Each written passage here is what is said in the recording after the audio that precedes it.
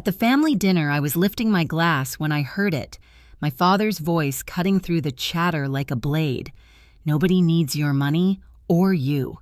The room didn't even flinch. My sister nodded, almost amused, as if she'd been waiting to say it out loud for years. Heat crawled up my neck, but I kept my face steady, my smile small, my silence sharper than anything they threw at me. They thought I'd swallow it the way I always did. But sitting at that table, surrounded by people who only valued what I provided, I knew something they didn't. Their downfall had already begun. I grew up in that house believing silence was the price of belonging. My parents never said it outright, but it lived in the pauses between their sentences, those tiny, sharp moments where I learned my value came from what I could give, not who I was. Even as a kid, I filled the gaps. If Sarah forgot her homework, I ran it to school. If Dad needed someone to stay home with Grandma, I canceled my plans. And when Sarah hit adulthood and her bills started piling up, somehow they all ended up in my hands too. They called it being the reliable one, but reliability turns into servitude, fast when no one asks how you're doing. On the outside, my family looked warm, tight-knit, loud in a good way. Holiday photos matching sweaters, my mom's famous sweet potato casserole sitting in the middle of the table like a trophy. People always said we were lucky, but the kind of luck they meant was the pretty kind, the kind you can frame, not the kind that keeps you safe. Grandma was the only person who ever looked at me and didn't see utility. I still remember her tiny kitchen, the smell of peppermint tea and old books, the way her hands would rest on mine when she said, "You don't have to save the whole world, honey." Back then, I didn't realize she meant my world, my family. After she passed, that kitchen became my sanctuary. I kept the key. I kept the memory of someone who saw me. Back at the dinner table, the same table I'd spent decades setting, clearing cooking for, I sat between people who had rewritten me in their heads. Not Maya, the project manager, not Maya who paid her own rent and built her own life, but Maya, the one who fixes things, the one who always shows up, the one who covers the bill, the one who doesn't complain. Dad didn't even look up when he said the words. Mom just kept slicing the ham. Sarah smirked into her wine, and somehow in that moment, everything clicked into place like a door finally shutting. That house wasn't mine, never had been. Maybe that's why their words didn't crush me the way they expected. It hurt God, it hurt, but it didn't break me. It clarified things. It made the air sharp. It made the path forward clean. I realized something no one at that table had ever imagined. I didn't need them either. Not their approval, their guilt, their rules, or the seat they thought they had the right to take away. And for the first time in my life, the silence didn't feel like surrender. It felt like a beginning. The dinner kept going as if nothing had happened. Plates, scraped glasses, clinked. Someone laughed at a joke I didn't hear. But inside my head, everything went still, like the world had dropped into slow motion. I watched my family the way you watch strangers on a train, curious, detached, wondering how you ever thought you belonged among them. Sarah leaned back in her chair, swirling her wine like she'd won something. "Mom's right," she added casually. "You take things too seriously, Maya. No one needs all that you do." Not really. She said it like a kindness, like she was easing a burden off my shoulders. But what she really meant was, "You're only useful when we want you to be." I glanced at her, at the sister whose late bills I'd paid, whose kids I'd bought school clothes for when she was between jobs, whose emergencies somehow always landed in my lap. She never remembered the details, only the convenience, only the expectation. Mom finally looked up from the ham she was slicing. "You work so much anyway," she said. "It's not like you have a family of your own to worry about. We don't want you burning yourself out for nothing." For nothing. That one stung more than I'd admit. As if every hour I spent climbing my career, every quiet effort to build a life by myself, was worthless because it wasn't serving them. Dad didn't even glance my way when he muttered, "Let's not make this dramatic. It's just the truth. You take things personally." It was gaslighting with a coat of polite varnish. They had long mastered the art. I looked around the table, the candles, the holiday centerpiece, the empty chair Grandma used to sit in. I used to think her absence left a simple ache, but now it felt like a warning I hadn't listened to soon enough. Sarah dropped her fork, annoyed by my silence. "Come on, Maya, say something." But I didn't trust my voice. Not because I was afraid of what they'd think, but because anger, like that quiet, precise razor sharp, doesn't want to be spoken. It wants to be acted on. I reached for my napkin, folded it neatly, and set it by my plate. A simple motion, but it shifted something in the room. Sarah noticed first. Her brow tightened. Mom paused mid-slice. I stood calm as the surface of a frozen lake. "I hear you," I said softly, loud and clear. Dad waved a hand dismissively. "Good, then we can move on." But the truth was, that was the moment I moved on from the version of myself they'd built. The Maya who bent, who fixed, who carried. The Maya who gave without asking, who stayed small so others could stay comfortable. As I walked toward the hallway to grab my coat, I felt something inside me settle into place. Not a crack, not a break, but a decision. They wanted me silent. Fine. Silence was exactly what they would get. And they had no idea what silence from me actually meant. I didn't slam the door when I left. I didn't storm out or raise my voice. I simply stepped into the cold night, letting the air bite at my cheeks, as if it could keep me from sinking too deep into the hurt. The porch light flickered behind me, and for a second I saw my reflection in the window. Tired eyes, tense, shoulders, the familiar posture of someone who'd carried too much for too long. The walk to my car felt longer than usual. Each step peeled back another layer of memory every time I'd shown up with groceries when Sarah forgot payday. Every emergency bill Mom guilted me into covering. Every moment Dad praised my reliability only to punish me with it later. By the time I reached the driver's seat, a quiet tremor ran through my hands. Not from fear, from recognition, from clarity. At home, the silence hit harder than their words. I turned on the hallway lamp, soft, warm light spilling across my small, tidy living room. The space had always felt like a pause between battles. That night, it felt like neutral territory, finally reclaimed. I sat at my dining table, pulled my laptop closer, and opened a folder I'd never dared start before. Family payments. The name looked foreign, almost clinical. But the truth inside it wasn't new bank statements, transfers, receipts I'd buried under rationalizations like they needed help or it's just this once. I went through them slowly like someone sorting through the wreckage of a house after a storm. Patterns jumped out, repeated withdrawals, emergency charges, late-night transfers. The timeline formed itself sharp and undeniable. For years, I thought speaking up would make me cruel, but silence had made me disposable. The decision arrived gently the way dawn touches a dark room. No drama, no breakdown, just a shift. I sent an email to a lawyer whose name Jen had mentioned months earlier.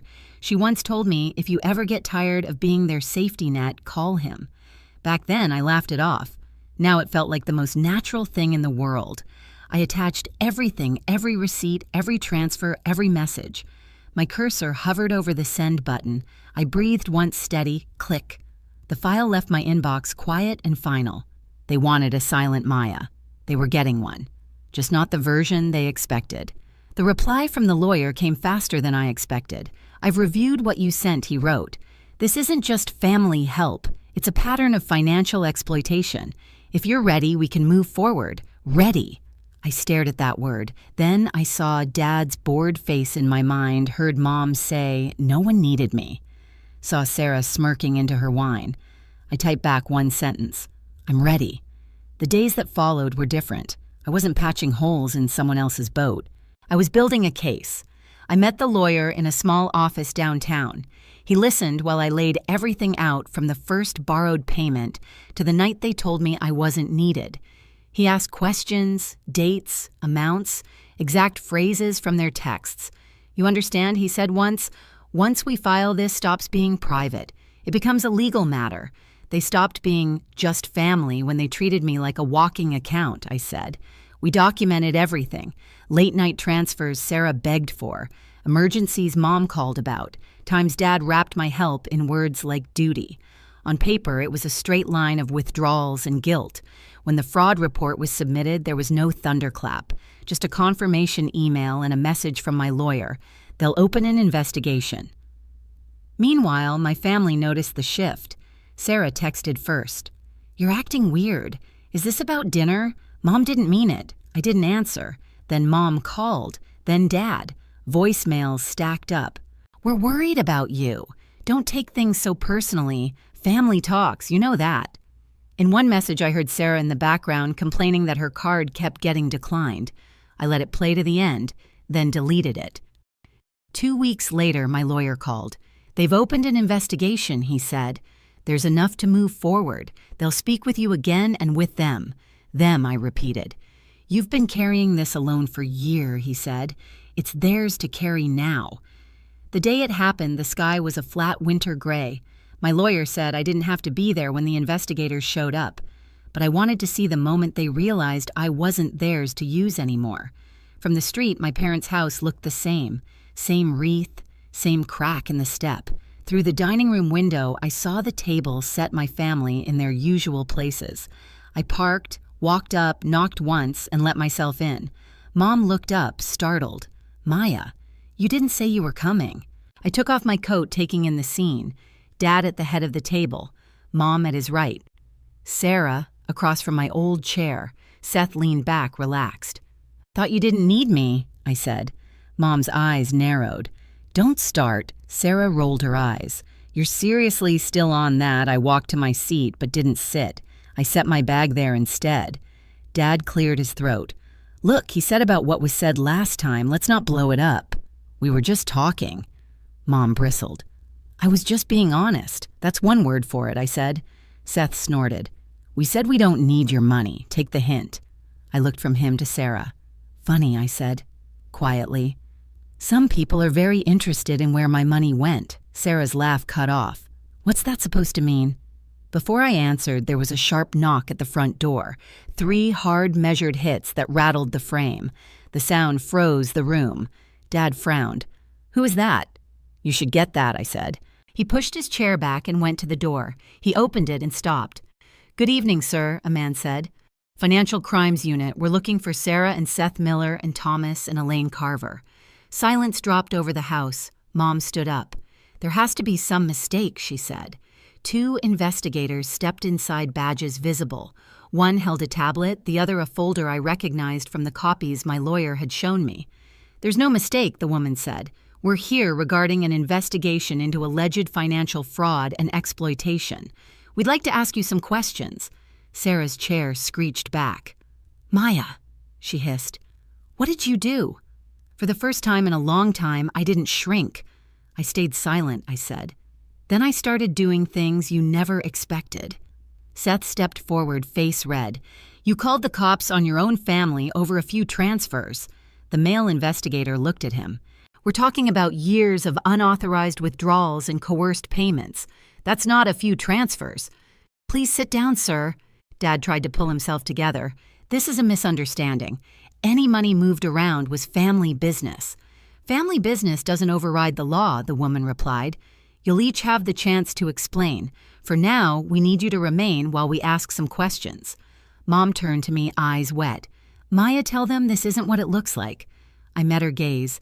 "You told me nobody needed my money or me," I said quietly. "So I stopped giving you both." Her mouth opened, closed.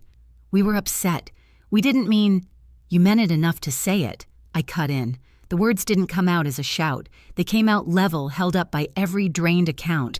Sarah lurched forward. "You're going to let them ruin our lives." "I didn't ruin anything I said. I just stopped hiding what you did." The investigators began. Dates, amounts, authorizations. Sarah stumbled, looking at Mom, at Dad. Seth scoffed once, then fell silent when specific totals were read. Every favor shrank under the weight of the numbers. I didn't stay for the whole thing. I had no interest in watching them scramble. As I picked up my bag, Dad snapped. "If you walk out that door, don't bother coming back." For years, that sentence had been a loaded gun pointed at my chest. This time, it just sounded tired. I looked at him. At the man who'd taught me family was everything as long as I kept paying for it. "I left a long time ago," I said. "You're just noticing now." Then I stepped outside, closing the door softly behind me, leaving the investigators and my family on the other side with the only thing that had ever really belonged to them: the consequences.